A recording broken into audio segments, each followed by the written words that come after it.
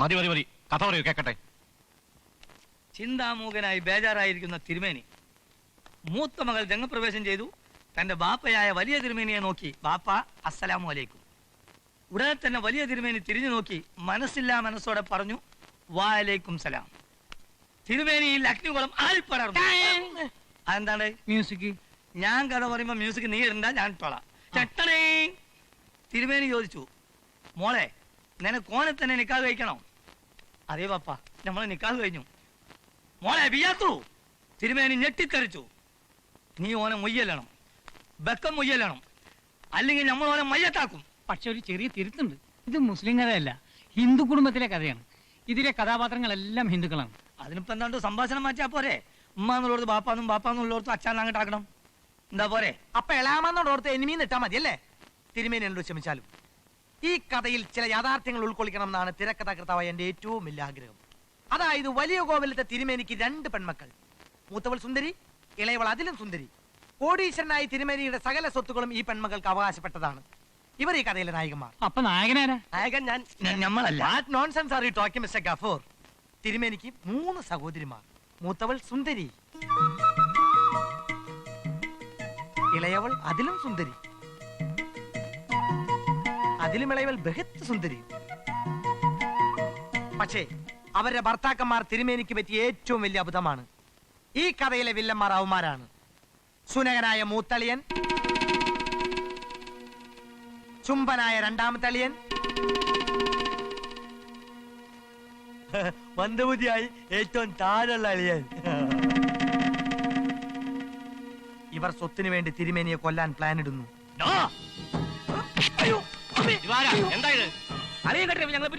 അതൊരു കഥയല്ലേ?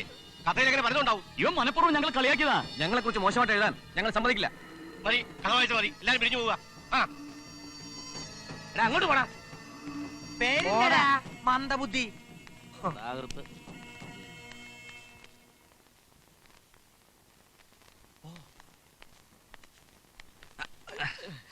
എന്താ പ്രൊഡ്യൂസർ ഇവിടെ? ഞങ്ങളൊരാളെ കൊല്ലാൻ വന്നാ. എന്താ?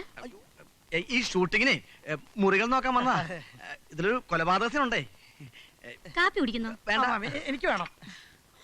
നല്ല ചൂടാ. അത്ര വലിയ ചൂടൊന്നുമില്ല, വായ പൊള്ളാനുള്ള ചൂടുള്ളൂ. എന്താ ഒരു വെപ്രാളം? അതെ, സ്ത്രീകളെ കണ്ട പാലട്ട് എങ്ങനെയാ പുളകം കൊള്ളും. എന്താ? ഒന്നുമില്ല. ഷൂട്ടിംഗ് എപ്പോഴാ തുടങ്ങാ? ഉടനെ തുടങ്ങും. എന്താ അഭിനയിക്കണോ? ഓ, ഈ പ്രായത്തിൽ എന്താ അഭിനയിക്കാനാ? ഈ പ്രായത്തിൽ അഭിനയിക്കേണ്ടത് നല്ല വിസ്താരമുള്ള പ്രൊജക്ഷനാ. ചേച്ചി അഭിനയിച്ചു കഴിഞ്ഞാൽ സ്ക്രീൻ നിറഞ്ഞു നിൽക്കും. എന്തേ കൊളവാക്കല്ലേ, ഒന്ന് അഭിനയിപ്പിച്ചോട്ടെ. പാടാ.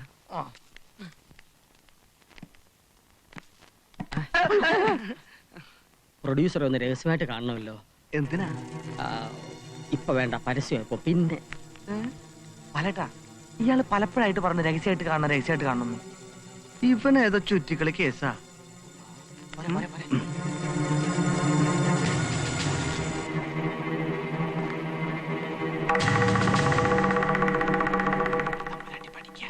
ഉറങ്ങണ്ട ശവിയെ.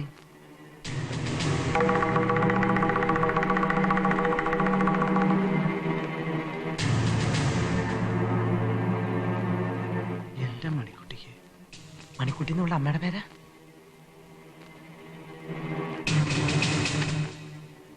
കൊല്ലട്ടെ, കൊല്ലാം.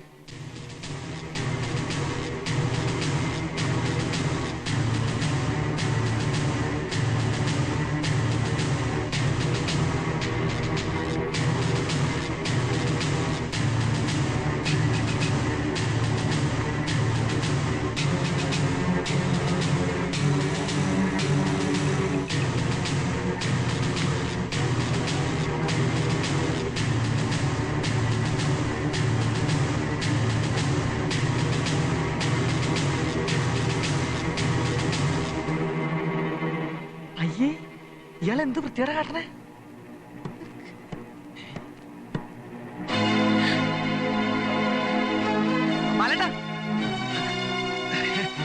എന്താ എന്താ ഇത്? ബാലട്ടം കിസടിക്കാൻ പോയതാ. തനിക്ക് എന്താ ഇവിടെ കാര്യം? ഞാൻ അല്ല, വെറുതെ ചോദിച്ചത് കേട്ടില്ലേ? ഞാൻ ഈ ഡയറി എടുക്കാൻ വന്നാ. തനിക്ക് എന്തിനാ ഈ ഡയറി? വായിച്ചു പഠിക്കാൻ. ഇന്നലെ ഡിക്ഷണറി വായിച്ചിട്ട് ബാലട്ടം കുറെ നേരം നിങ്ങൾക്ക് അറിഞ്ഞു. ഒന്നും മനസ്സിലാവണ്ട് അല്ലേ ബാലേട്ടാ? കുഞ്ഞുണ്ണി പറഞ്ഞു കവിത എഴുതുമെന്ന്. തമ്പുരാട്ടി എഴുതിയ കവിത ഒന്ന് വായിക്കാൻ തരുമെന്ന് അറിയാൻ വന്നതാ. വന്നപ്പോ നല്ല ഉറക്കം. ഉണത്തണ്ടാന്ന് കരുതി.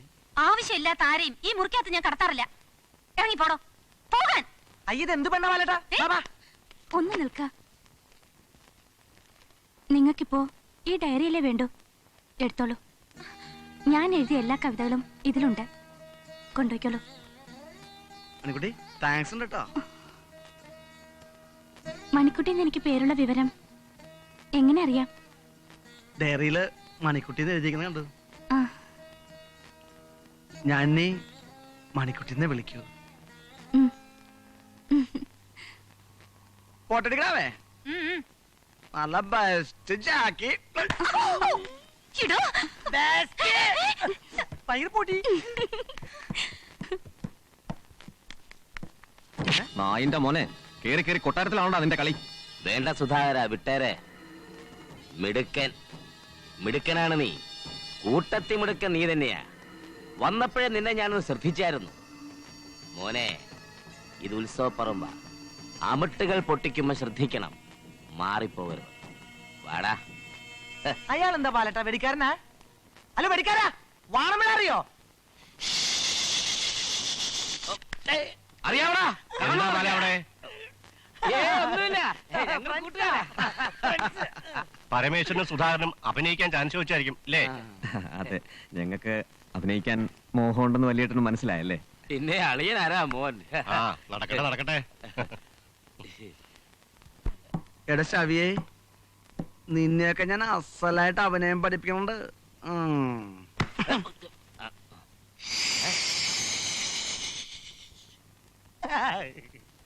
സംവിധാനം വരുന്നു സിനിമക്കാരെ, ദേ സംവിധാനം വരുന്നു, സംവിധാനം വരുന്നു.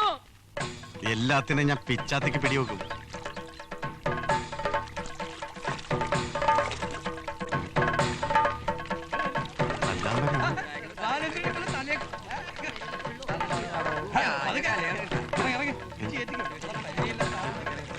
ഞാനല്ല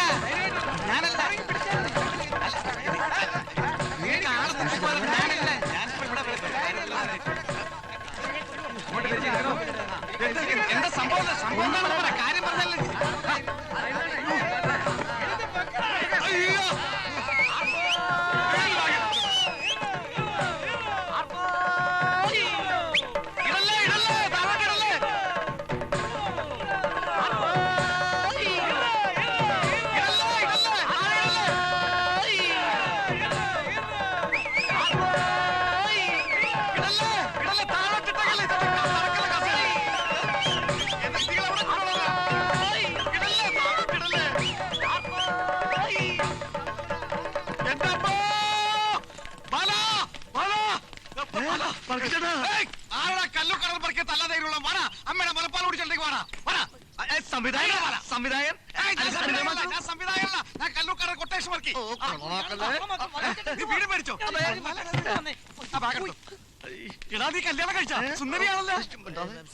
സംവിധായകൻ ഇതാര്? അമ്മായിപ്പനായിരിക്കും.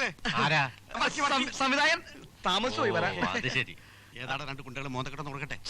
അളിയന്മാരാ അളിയന്മാര്. അളിയനാ? നമസ്കാരം അളിയൻസ്. ഓ, എല്ലാരും വന്നോ? തിന്നോ തിന്നോ, കൂടുതൽ ഞാൻ തീറ്റിക്കൂല. എന്താടാ തീറ്റയുടെ കാര്യം പറഞ്ഞ? അവിടെ പോയി കഴിക്കാന്ന് പറയാ. ഹലോ, നമുക്ക് വിശദമായിട്ടൊന്ന് കാണണം. ഇപ്പൊ തന്നെ കാണാ. ഓ എന്തെന്നല്ല അളിയന്മാരുടെ വെള്ളയുടെ കാര്യം പറഞ്ഞത്. വന്നേ വന്നേ വന്നേ. ഞാൻ വരാം, വൈകിട്ട് വരാം. വരാന്ന്. എടാ, ഇങ്ങനെ പോയാൽ ഇവന്മാരെ ഇന്ന് രാത്രി തന്നെ കാണേണ്ടി വരും. വിശദമായിട്ട് വാ. ഞാൻ സംവിധായകനാ. നായിക ആരാടാ? നർമ്മദ കുൽക്കർണിന്റെ തരാം. എന്താ പറ്റോ? പറ്റൂല. നായിക ഹേമാമാലിനി തന്നെ വേണം, അല്ലാതെ ഞാൻ സംവിധാനിക്കൂലടാ. ഒരു സംവിധായകന്റെ പണി എന്തുണ്ടെന്ന് അറിയോച്ചാ? ക്യാമറ പിടിക്കല്, അതല്ല എനിക്കറിയാം. നീ അതങ്ങ് പറഞ്ഞു തന്നിച്ചാ മാത്രം മതി. അതെ ചേട്ടൻ സ്റ്റാർട്ട് ക്യാമറ ആക്ഷൻ എന്ന് മാത്രം പറഞ്ഞാ മതി. ഇത്ര ആരെന്തിട്ട് മോശമായിട്ട് പെരുമാറിയാലും ഒരു സംവിധായകൻ ഡീസന്റ് ആയിരിക്കണം. ഞാൻ ഇൻഡീസെന്റാ. ഡീസന്റ് ആണല്ലോ. ഉദാഹരണത്തിന് ഇവിടുത്തെ തമ്പ്രാക്കന്മാർ ചേട്ടന്റെ തന്തയ്ക്ക് വിളിച്ചാൽ എന്ത് ചെയ്യും? കുത്തിച്ച വർക്കിച്ച നീ ഒരു സംവിധായകനാണ്. ഞാൻ മറന്നുപോയി. ഇങ്ങൊരു കുളമാക്കുന്ന തോന്നണ പാലട്ടാ. തന്റെ പഴയ സ്വഭാവം കാണിച്ച തമ്പ്രാക്കന്മാര് പിടിച്ച് പോലീസിൽ ഏൽപ്പിക്കും. ഇല്ലല്ല. ഞാനൊന്ന് ചോദിച്ചോട്ടെ, ചേട്ടന്റെ പേരെന്താ? കല്ലൂർക്കാടൻ കൊട്ടേഷൻ വർക്കി. കല്ലൂക്കാരൻ കൊട്ടേഷൻ വർക്കല്ല. ഇന്നു മുതൽ ചേട്ടൻ സംവിധായകൻ വർക്കി. പക്ഷെ വെറും പെറുക്കി ആവരുത് വർക്കി.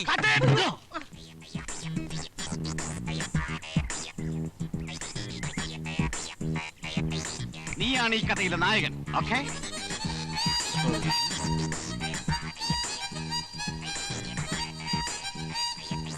താൻ ഈ കഥയിലെ വില്ലൻ. ഞാൻ ആരെന്നാ പറഞ്ഞേ? വില്ലൻ, ഏ വില്ലൻ. ആ അങ്ങനെ പതുക്കെ പറ. ആദ്യം തോക്ക് പടക്കി പോക്കറ്റിൽ. ഞാൻ പറഞ്ഞുതരാം. വില്ലൻ നായകനെ ഇടിക്കുന്നു. ഏ? പൊട്ടനാണല്ലേ, ഞാൻ പറഞ്ഞ അഡ്ജസ്റ്റ് ചെയ്ത് തരാം. വില്ലൻ നായകനെ ഇടിക്കുന്നു. ഇങ്ങനെയല്ലേ? എന്നെയല്ലടാ പന്നി. ആരെയാ പന്നിന്ന് വിളിച്ചേ? പന്നിന്ന് പറഞ്ഞ കേൾക്കുമല്ലേ? നല്ല കാര്യം പറഞ്ഞാൽ മാത്രം കേൾക്കൂല. ഇനി നമുക്ക് തുടങ്ങാം. Start camera action. പോരാ പോരാ പോരാ പോരാ, ആ മതി. ഇനി നായകൻ വില്ലനെ ഇടിക്കുന്നു. റെഡി? ഓക്കെ. പോരാ പോരാ ഇതിന്റേതായ രീതി. പോരാ പോരാ. അയ്യോ വർഗീച്ചേട്ടൻ തല്ലുന്നു. ഇങ്ങോട്ട് വേഗം കേറി പോ. Shooting shooting shooting. പറഞ്ഞു നിൽക്കും. ഓഡിയൻസ് പറ. നമ്മളിവിടെ എന്തിനാ വന്നിരിക്കുന്ന അറിയോ? സീരിയൽ പിടിക്കാൻ. ആ പെണ്ണിനെ കൊല്ലാൻ. ആരെ? അയ്യോ നിന്നെ തമ്പരാട്ടിയെ കൊല്ലാൻ. ഇന്ന് ഷൂട്ടിംഗ് ഇല്ല. എനിക്കൊരാളെ കൊല്ലാനുണ്ട്. അല്ല കൊല എന്ന് പറഞ്ഞു വാഴക്കൊലയാ? തേങ്ങാക്കൊലയുടെ കാര്യം. ഓ നല്ലൊരു ചെറുപ്പക്കാരൻ, ചെവിക്ക് കണ്ണ് കണ്ടുകൂടല്ലേ?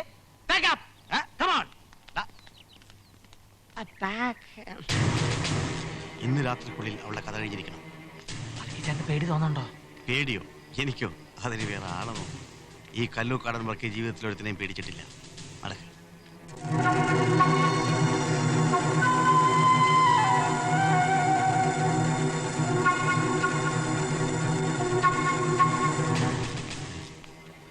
വർഗീച്ചേട്ടാ അവള് നല്ല ഉറക്കായിരിക്കും. കത്തിയിട് കത്തിയിട്. അയ്യോ, കത്തിയെടുക്കാൻ മറന്നുപോയി.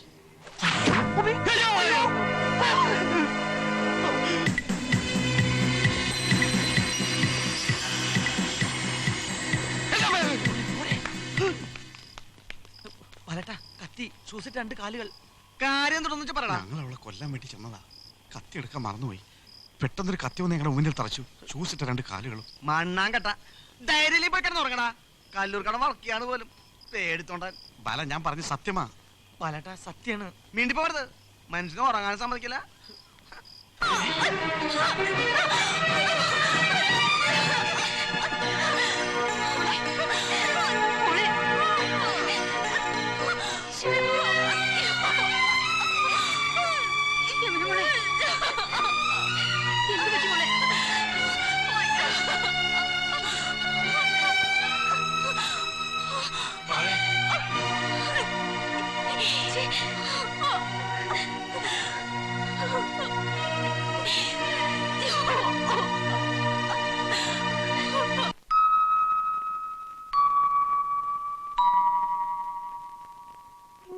നിങ്ങൾക്കിത് ആദ്യത്തെ അനുഭവമാണ്.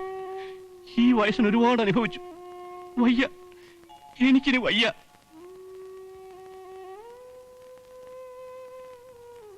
ഉണ്ണിക്കുട്ടന്റെ മരണശേഷം മാനസികമായി അവൾ ആകെ തളർന്നു. പലതവണ സ്വയം മരിക്കാൻ ശ്രമിച്ചു. ഈശ്വരാധനം കൊണ്ട് മാത്രമാണ് രക്ഷപ്പെട്ടത്. നടത്താത്ത ഹോമങ്ങളില്ല, ചികിത്സിക്കാത്ത സൈക്കാട്രിസ്റ്റുകളുമില്ല. അവൾ പോലും അറിയാതെ അവളുടെ ഉപബോധ മനസ്സിലുണ്ടാകുന്ന ഒരുതരം ആത്മഹത്യാ പ്രവണത. സ്വന്തം മകളല്ലാഞ്ഞിട്ട് പോലും ഞാൻ അവളെ ഒരുപാട് സ്നേഹിച്ചു. എനിക്കുള്ളതെല്ലാം ഞാൻ അവൾക്ക് കൊടുത്തു. എന്താ ഇങ്ങനെയൊക്കെ സംഭവിക്കാൻ കാരണം? എന്റെ ഉണ്ണി, അവന്റെ മരണം, അവളെ ലഭിച്ച ആഘാതം, ഇത്രയൊക്കെ സംഭവിക്കുന്ന ഞാൻ കരുതിയില്ല. ഉണ്ണിങ്ങനെ മരിച്ചേ? അറിയില്ല, എനിക്കൊന്നും അറിയില്ല. പാവം എന്റെ ഉണ്ണി. ശാപം കിട്ടിയ ഈ മാറാശിരിമനയിലെ അവസാനത്തെ അന്തരി. ബാംഗ്ലൂരിൽ കമ്പ്യൂട്ടർ എഞ്ചിനീയർ ആയിരുന്നു അവൻ. എല്ലാ വർഷവും ലീവിന് വരുമായിരുന്നു എന്നെ കാണാൻ, അവന്റെ കൊച്ചുകുറുപ്പിനെ കാണാൻ. ഈ വർഷവും വന്നിരുന്നു. അവന്റെയും ഇവരുടെയും വിവാഹം ഈ അവധിക്കാലത്ത് നടത്താൻ സംബന്ധിച്ച് ഞാൻ അവന് കത്തയച്ചിരുന്നു. അവൻ വരുമ്പോഴാണ് ഈ കൊട്ടാരം ഒന്ന് ഉണരുന്നത്.